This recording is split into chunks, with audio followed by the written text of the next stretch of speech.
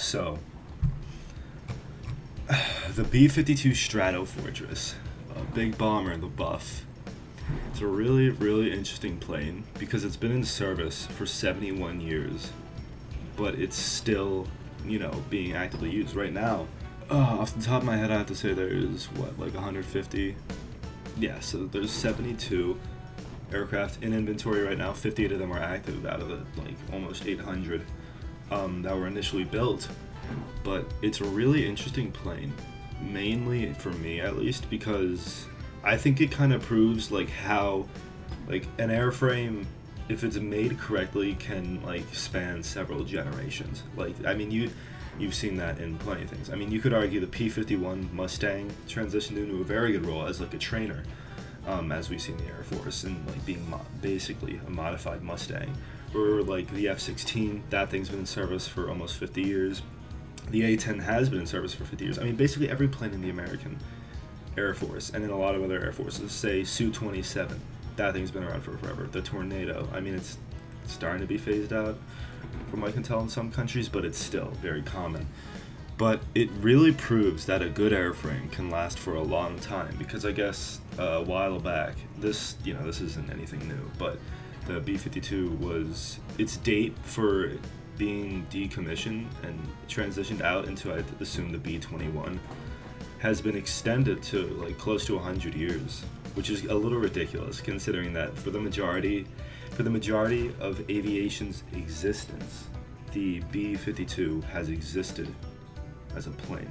But my reason saying that it is a testament to good airframe lasting a really long time is that the Air Force, and I mean the military in general, has tried to phase out of this thing for years. I mean, it's not even that long after it first entered service in 1952. So there were 3 attempts. There were 3 major attempts. They're doing a 4th now. I think this 4th one is probably going to succeed, just out of the fact that it is an unbelievably old plane. There's, quality can only get so good. But I mean, the root of it is that a bomber's role is pretty simple. The only thing that a bomber is supposed to do is not get hit and hit its target. And conveniently, the way weapons, technologies, and aircraft have advanced over the many decades this thing has existed, it's kind of left this niche that's always been there that other planes try to fill, but it ends up that the B-52 is just as good at it. So a really funny example to me of this is the XB-70 Valkyrie. The B-70 Valkyrie was the first attempt at trying to replace the B-52 in 1964 was when it first flew. And this plane's whole thing was that it was... Okay, so this is a couple days later because I realized that I made a bit of a mistake while I was recording. The initial recording, in editing, I went off track. So what I meant to say is that the XB-70 Valkyrie was designed to be a high-altitude bomber that was able to fly at high speeds. It flew at Mach 3, I'm pretty sure.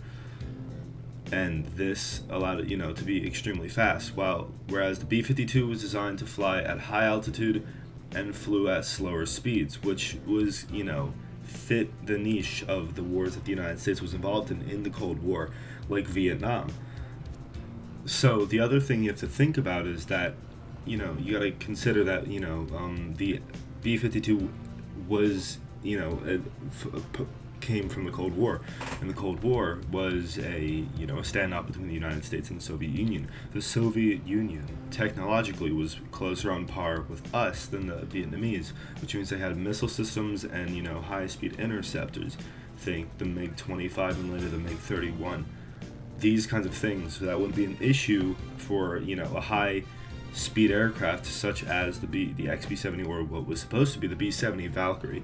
So it came to the point where its doctrine changed in a way that it would have to be a low-altitude bomber, which the B-52 also changed its doctrine.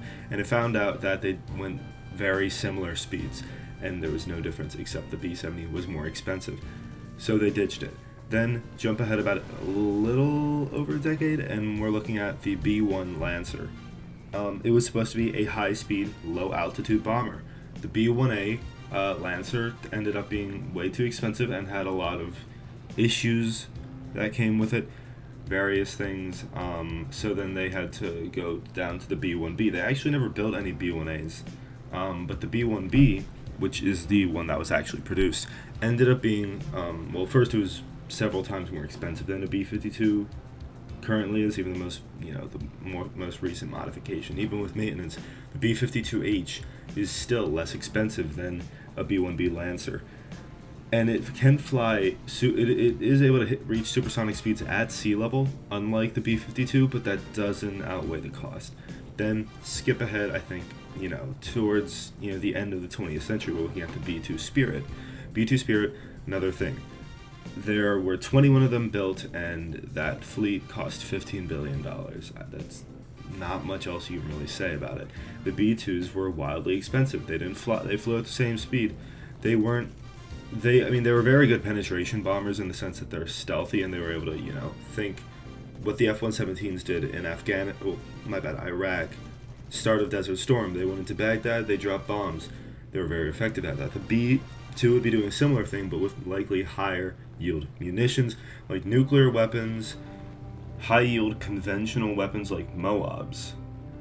But it just doesn't change the fact that it's a wildly expensive plane. And what's gonna be more effective? Theoretically, the 800 B-52s that were built, or the 21 B-2 Spirits that were built. I mean, you gotta just weigh the facts. Now, jump ahead to now. We're looking at the B-21 Raider. I think this one's gonna work just out of the fact that the B-52 is getting to the point where maintenance doesn't change the fact that it's an extremely old plane. And I think that this might finally be the end of the road for the B-52 Stratofortress. Unfortunately, I really like the plane. It is a good testament to just a theory that a good airframe generally attributes it to being a plane that'll have a long and successful career. And the B-52 has. I mean, it's had a very long career. It's been successful. I mean, I guess it did its job, right? But yeah, I don't know. I mean, it does prove that the plane's gonna be decommissioned when it's the airframe is almost 100 years old. That in itself is pretty impressive. That's an impressive feat. So I think and then it's tough to say, is the B-21 Raider going to be another B-52 we're going to look at in half a century? We're going to think, oh yeah, this thing's been around for forever. It's, the workhorse of the Air Force. I don't think so, because we're not in that type of age of aerospace anymore. I mean, of course, that could be the case. I might be wrong, but I just don't see that happening. So that's the gist of it. This is, more of a shorter form, kind of easier, almost commentary kind of video. I mean, it's not necessarily like the most labor-intensive thing I've ever done. It's not like crazy. I just want to get something out because it's been, 2 or 3 months since I made a video. And I mean, there's been a lot of things. I've factory reset my PC. In between that period, I had an injury that kept me from using it in the first place. Just a lot of stuff that's been going on. So I'll try to get back in the swing of things. We'll see how it goes. I don't know how many more of these necessarily I'll do. We'll see if it goes well. We'll see if I can make them better. I've tried to do something kind of similar to this before. I've had a lot of projects that I've worked on that I've ditched, but I've tried something like this before. That was scripted. It had a whole script. I had it was definitely a bigger project. I would consider like one of my harder, like my bigger efforts, but I ditched that a while ago. So I don't know. This is just something for now. We'll see how it goes, but that's all I got for now. See ya.